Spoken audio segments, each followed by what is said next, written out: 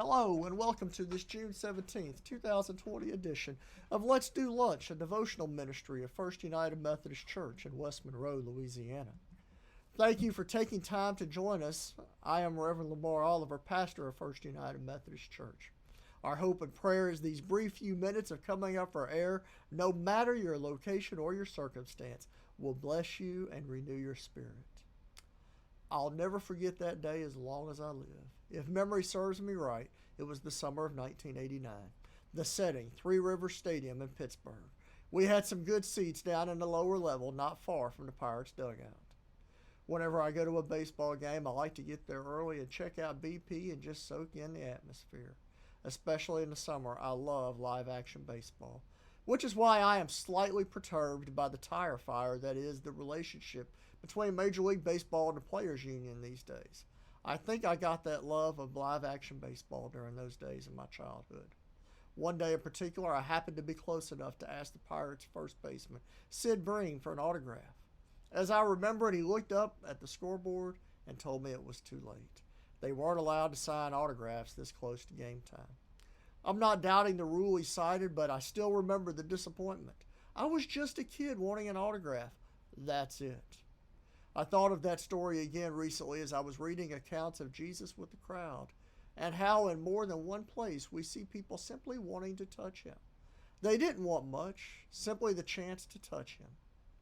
Now, before we go too much further, let's hear from Luke, the 6th chapter, verses 17 through 19.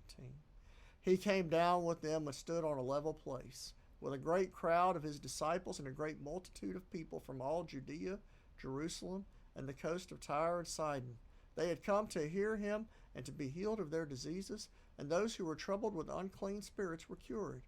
And all in the crowd were trying to touch him, for power came out from him and healed all of them. May God add divine blessing to the reading and hearing of this sacred word. All they wanted to do, those in these massive crowds, was to touch him, because they knew the power of Jesus to bring about healing to those so desperately sick. They believed so strongly in his power to heal, they came from all over the place for the chance to be near him. Back in those days, to come from all over the place took on a whole new meaning. It was quite a commitment to cross the terrain of what we now refer to as the Holy Land. But they were willing to do whatever it took. That's the power they saw in Jesus. And reading this passage, one is left with the question, do I have the desire to touch Jesus in any manner close to the obvious desperation with which people operated in this circumstance? And reading this passage, one was left with another question. Do I believe Jesus has the power to heal in any manner close to the passion these folks had for the same? All that junior high kid wanted from Sid Bream was a lousy autograph. While I will never forget that encounter, what strikes me now is the passion I had in wanting a simple autograph. My prayer is I want to encounter Christ with even more passion than I wanted that autograph.